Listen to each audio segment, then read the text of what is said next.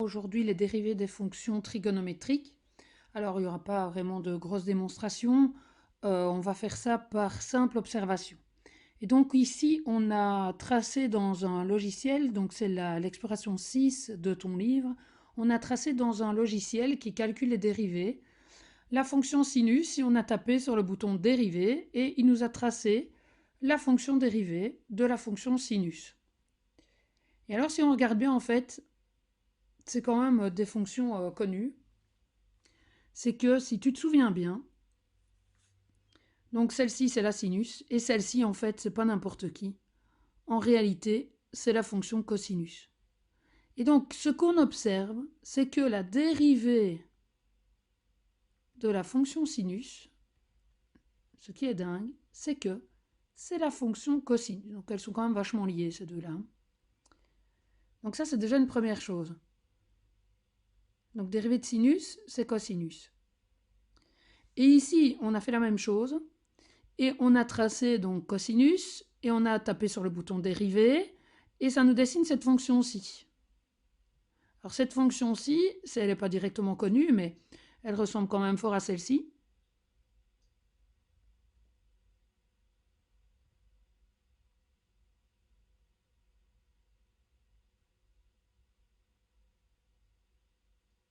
Etc. Même chose de l'autre côté.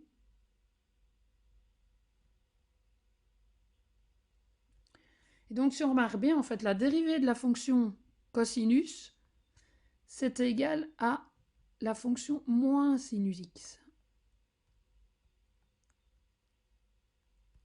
Puisque celle-ci, c'est sinus x.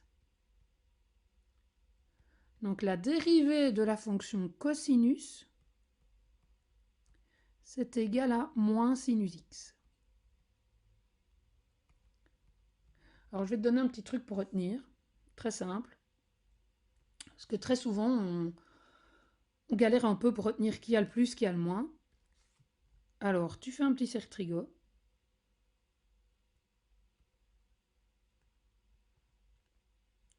On pourrait dire qu'ici, c'est sinus x, cosinus x, moins sinus x et moins cosinus x. Ok. Et alors, truc tout simple, quand tu dérives, imagine que quand tu dérives, tu descends de degré. Dans les polynômes, on descend de degré. Donc on va tourner en descendant comme ça. Ok. Et donc si tu regardes bien, la dérivée de sin, c'est cos. La dérivée de cos, c'est moins sin. La dérivée de moins sin, ce sera moins cos. La dérivée de moins cos, ce sera sinus. Donc voilà, un petit truc super facile pour retenir, c'est que donc tu fais ton petit cercle trigo, et donc quand tu tournes dans le sens des aiguilles d'une montre, tu dérives. Donc sinus devient cosinus. La dérivée de cos, c'est moins sin. La dérivée de moins sin, c'est moins cos. La dérivée de moins cos, c'est sin. Donc voilà, petit truc pour bien retenir tout ça. Alors de ce fait-là, on va pouvoir compléter donc notre syllabus. Voilà. Donc sin, dérivé c'est cos, cos c'est moins sin. Je t'invite à refaire le petit cercle trigo ici. Et alors grâce à tout ce qu'on a vu, on va pouvoir dériver la fonction tangente. Parce que tangente, qu'est-ce que c'est? Alors oui, la réponse se trouve là. Qu'est-ce que c'est tangente? Tangente, je vous entends le crier, c'est sinus sur cosinus.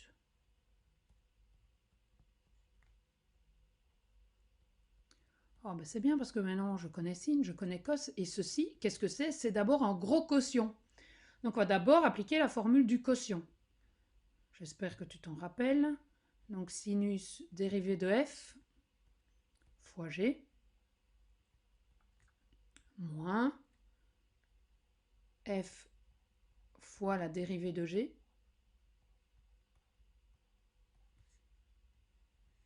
sur g carré.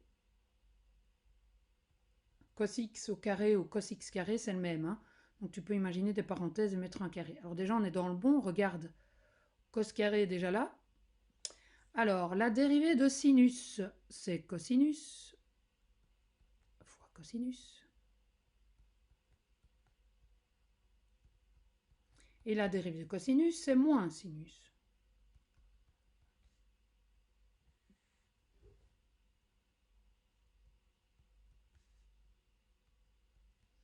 cos fois cos, cos carré x, moins sin fois moins sin, plus sin carré x.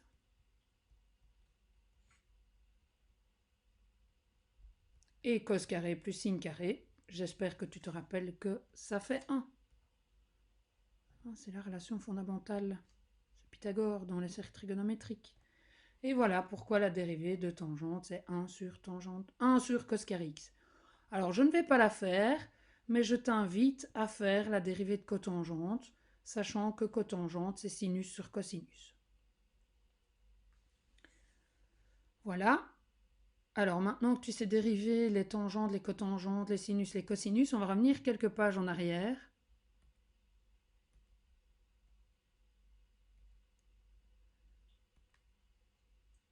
Et donc, nous devions compléter le reste de notre syllabus, mais cette fois avec les fonctions sinus. Voilà.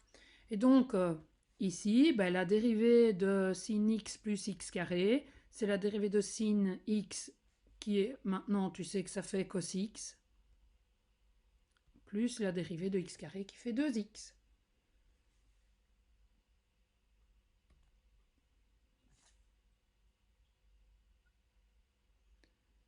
Alors ici, je ne pense pas que nous avions des sinus, non. Page 12, là il me semble que oui. Voilà, alors on va effacer. Oh, on va prendre la page suivante. Voilà, donc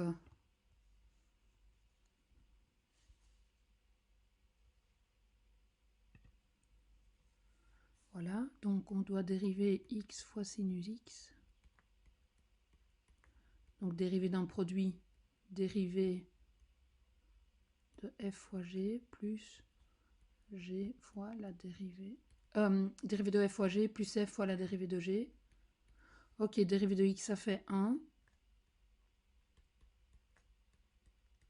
Dérivée de sin, ça fait cos. Et voilà, en gros, on ne sait pas faire grand-chose à part le 1 qui ne sert à rien et donc on n'est pas obligé d'écrire. Voilà. Ok.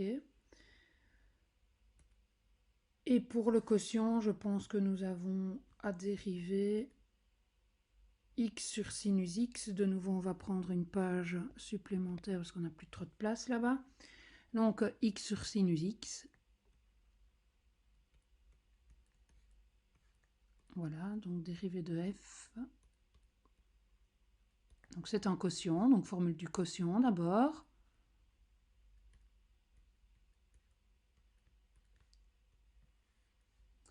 Sur g carré. Et puis dérivée de x qui fait 1. Dérivée de sinus qui fait cosinus. Sur sinus carré x. Ok, puis voilà. Donc, alors là, si parfois on sait mettre en évidence ou ce genre de choses, ou si on sait appliquer une formule de trigonométrie, on le fait. Mais s'il n'y a rien d'autre à faire, il n'y a rien d'autre à faire. Voilà, voilà.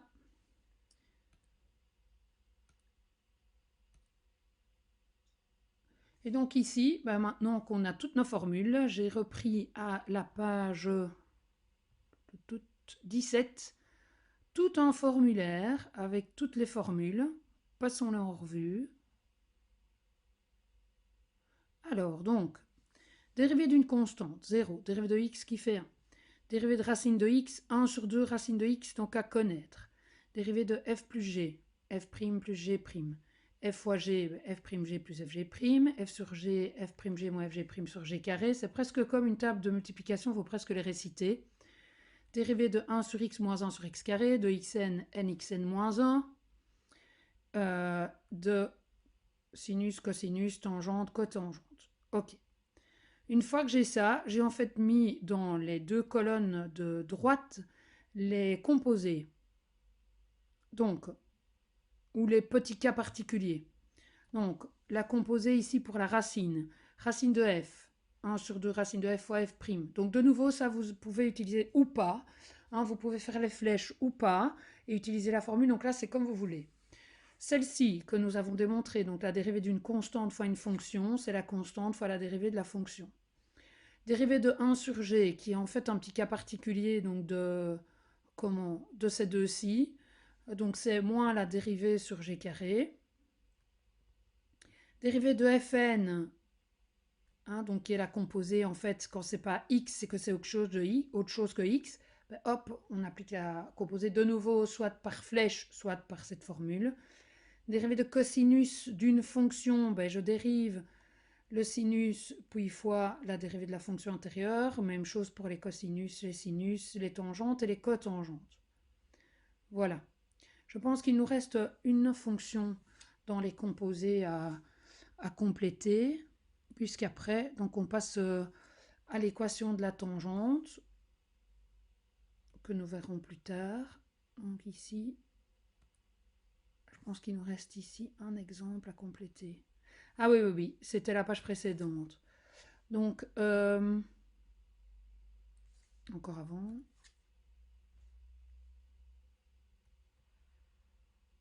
Je suis bas de la page 14, voilà.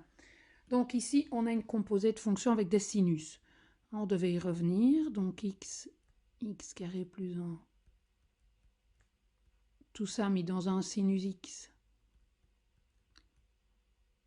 Sinus de x carré plus 1. Donc si je dérive d'abord le fait d'avoir un sinus, ça me donne cosinus de x carré plus 1. Et si je dérive donc l'intérieur, ça fait 2x plus 1. 2x, pardon, parce que le plus 1 se dérive en 0. Donc la dérivée de ma fonction, qui s'appelle h, c'est donc cosinus de x carré plus 1 fois 2x, ou pour éviter les erreurs, on va mettre le 2x devant, 2x fois cosinus de x carré plus 1. Donc voilà pour les fonctions trigonométriques. Bon travail!